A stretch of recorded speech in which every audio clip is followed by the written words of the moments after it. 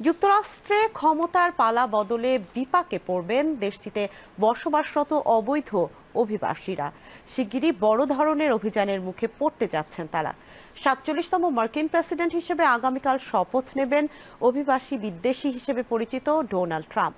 আসন্ন ট্রাম্প প্রশাসনের এক ঊর্ধ্বতন কর্মকর্তা জানিয়েছেন, নবনির্বাচিত প্রেসিডেন্টের শপথ গ্রহণের পরদিন মঙ্গলবার দেশজুড়ে গণহারে অবৈধ অভিবাসীদের গ্রেফতার করবে অভিবাসন কর্তৃপক্ষ। নির্বাচনী প্রচারেও এমন ইঙ্গিত দিয়েছিলেন ট্রাম্প। সোমবার হোয়াইট হাউসে পালা বদলের পরদিন থেকে শিকাগোতে অবৈধ অভিবাসীদের বিরুদ্ধে অভিযান চালানোর পরিকল্পনা করছেন সংশ্লিষ্ট ব্যক্তিরা।